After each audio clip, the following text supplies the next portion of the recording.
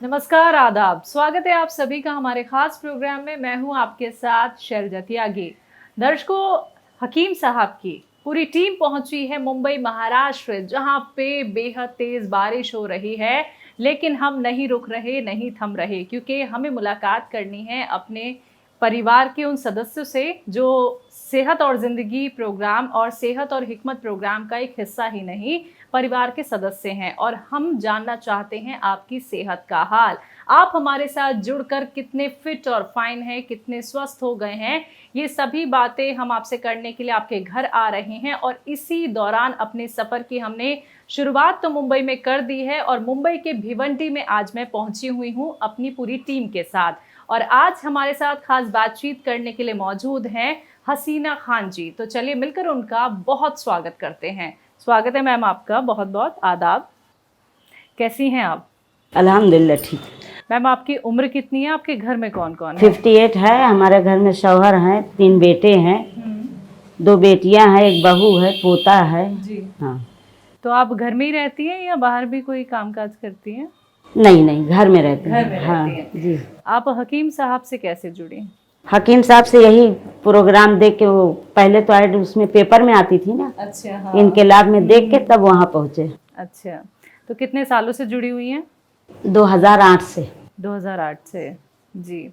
तो आपको कैसे पता चला था कि हकीम साहब जो हैं वो यूनानी ट्रीटमेंट बताते हैं, घरेलू नुस्खे बताते हैं? वो ये आपने पेपर में देख के उनके आर्टिकल के जरिए? हाँ, तो मतलब यहाँ पे भी उनका आना जाना था। अच्छा। कोई है ना वहाँ पे, थाना रोड पे। अच्छा। तो मतलब वहाँ पे हम गए ना, तो हमारे शौहर बोल के दवा ले आए। लेकिन मैं बोली मैं हकीम साहब से मुलाकात करके तब मैं उनकी दवा लूँगी। तो मैं वहाँ गई, रई रोड।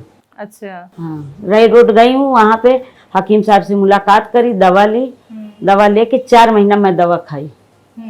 तो मुलाकात हुई थी आपकी? हकीम की मुलाकात हुई थी। अच्छा। लेकिन अभी जो दोबारा मैं दवा ली हूँ तो हकीम से मुलाकात नहीं हुई है। जी जी। हकीम साहब है ही नहीं यहाँ पर। हाँ। तो आपको परेशानी क्या थी? हमको परेशानी यही थी कि मतलब मैं गिर गई थी। गिरने के बाद मेरी हड्डी में मतलब 3 हड्डी मेरी खराब हो गई है कमर, चौथे में थोड़ा सा दाग है। तो उसका इलाज मैं यहाँ पे कर रही, बहुत करी। डॉक्टर लोग, एक्सरे हैं, खून की रिपोर्ट है, जो भी समझ में आ रहा था कर रहे थे। मैं 8-9 साल परेशान थी। तो आखिरी में डॉक्टर साहब, सिद्दीकी हॉस्पिटल के डॉक्टर साहब बोले कि आपका ऑपरेशन होएगा, मामूली ऑपरेशन। मैं बोली मैं ऑपरेशन नहीं कराऊंगी। मैं सुनती हूँ कि ऑपरेशन होता है तो इंसान कामयाब नहीं होता है, तो मैं नहीं कराऊंगी। तो बोले बस यही तो बात है, खाली अब एक कैप्सूल दिए और एक दवा दिए कि मतलब यही खाना कैल्शियम का। मैं उसको लेना छोड़ दी, मैं ली नहीं। तो वो उतनी टाइम मेरे को ये इनकलाब पेपर मिला, मैं देखी। और हकीम साहब का यहाँ से मैं 1 महीना दवा खाई मंगा के। लेकिन फिर मैं हकीम साहब से मिलने का एकदम अपने दिल में पक्का कर ली। मैं उनसे मिल के मुलाकात करके तो मैं हकीम साहब से मिली। तो फिर हकीम साहब बोले कि आपको दवा लेने की इधर उधर से ज़रूरत नहीं, आप यहीं से मंगवाना दवा। जी जी जी। तो मैं अपने भांजे को भेजती थी। 4 महीना मुस्तकिल मैं उनका इलाज करी। तो ये बाजू का मेरा सही हो गया। सही हो गया? ये पैर मेरा उठ नहीं रहा था, तो सही हो गया। तो ऑपरेशन की जरूरत नहीं पड़ी? नहीं। तो फिर ये पैर मेरा अभी 1 साल से मैं परेशान हूँ। तो दिखाई मैं डॉक्टर को, MRI कराए, एक्सरे हुआ, सब कुछ हुआ। डॉक्टर यही बोला कि नस दबी हुई है। अब बोले जो हड्डी खराब है उसका कुछ हम नहीं कर सकते, उसको जहाँ पे है उसको पड़ा रहने दो। लेकिन जो नस दबी हुई है तो उसको या तो मतलब ऑपरेशन कराओ या तो इंजेक्शन लगाओ। मैं बोली मैं कुछ नहीं करूँगी, ना इंजेक्शन लगाऊंगी ना तो मैं उसका ऑपरेशन कराऊंगी। तो मैं अपने बेटे को मतलब फ़ोन करी, फिर मैं अपने बेटे को भेजी वहाँ पर हकीम साहब के। तो वो दवा किया। दवाई कौन सी आपने ली थी मैम? एस्केयर और आर केयर। आर केयर ली थी? हाँ, एस्केयर आर केयर दोनों दवा। तो इतने सालों से आप जुड़ी हुई हैं, तो आपको ये अब पूरा विश्वास हो गया? एकदम पूरा पक्का यकीन है। तो मतलब मैं ये बोली कि मैं वहाँ की दवा नहीं खाऊंगी। हालांकि अच्छा डॉक्टर है नस का, जी जी, डॉक्टर देशमुख यही भिवंडी के हैं। जी जी जी। तो मैं उनको दिखाई तो वो यही बोले। फिर मेरा बेटा गया, दवा लेकर आया। हकीम साहब जो उनके असिस्टेंट जो भी रहते हैं, तो वो मतलब बोले 4 महीना दवा खाना। तो मैं 4.5 महीना दवा खाई। उन पे मेरे को पूरा पक्का मतलब भरोसा हो गया है कि मतलब मैं उन्हीं की अभी फिर मेरे को जरा भी कुछ तकलीफ होगी तो मैं उन्हीं का इलाज करूंगी। और ये मेरे को दवा नुकसान करती है जो आप बाकी लेती हैं? हाँ, जो लेती हूँ मैं, वैसे मैं कोई दवा नहीं लेती हूँ। ठीक है, आपके अलावा भी घर में कोई इस्तेमाल कर रहा है हकीम साहब की दवाइयाँ? मेरी लड़की इस्तेमाल करी, हकीम साहब से बोली थी 2 महीने की दवा उसको, अंदरूनी जो बीमारी उमारी रहती है ना, हाँ, तो उसको मैं 2 महीना उसका इलाज करी थी। आराम है उन्हें? अल्हम्दुलिल्लाह आराम भी है, और बच्चे भी नहीं, वो क्या बाबू वो लेके खड़ी थी ना लड़की, हाँ वही लड़का। अच्छा, हम्म, कितने साल की है वो? 35 साल की। 35 हाँ। की है जी। उन्हें जो परेशानी थी उसके लिए कौन सी दवाई ली उन्होंने? अब यही तो नहीं मालूम, वो डब्बा अच्छा, हकीम साहब का था। चलिए आराम है उन्हें। हाँ उनको आराम है अल्हम्दुलिल्लाह, अल्लाह ताला नियामत से भी नवाजा। आपने और लोगों तक भी हकीम साहब की दवाइयाँ पहुँचाई हैं? बहुत सारे लोग को पहुंचाई, मेरी बड़ी बहन थी उनको भी मैं बोली, और भी बहुत सारे लोग को मैं भेजी हूँ, सब वहाँ से दवा की। आराम है उन्हें? हाँ अल्हम्दुलिल्लाह सबको आराम है।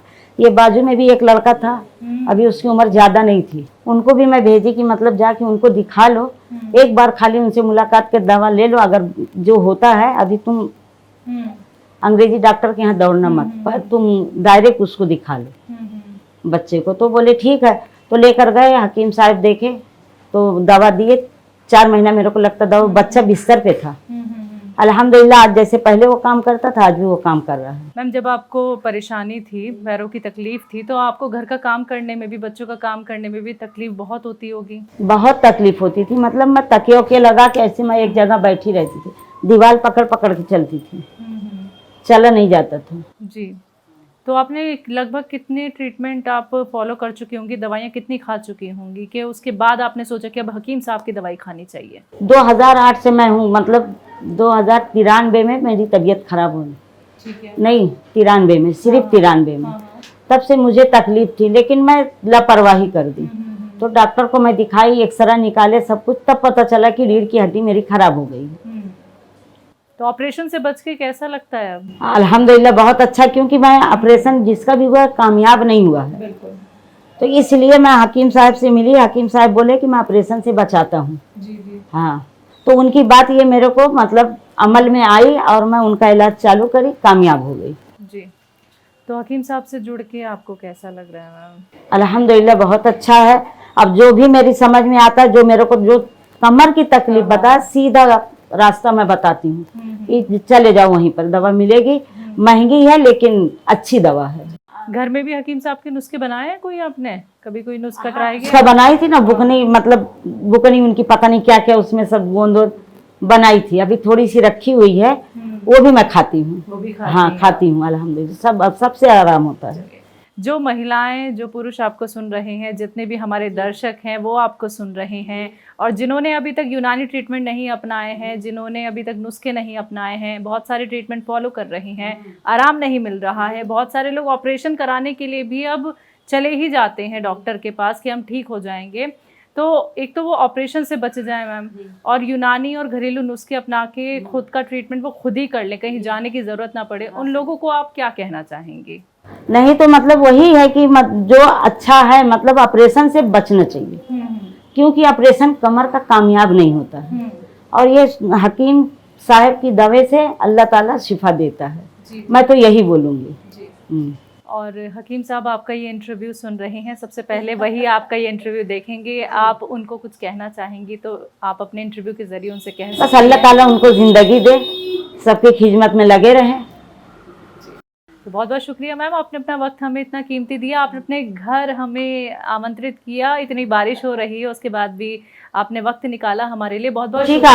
आप लोग तो उतनी दूर से आए मेरे लिए जी, तो मैं इतना करी तो।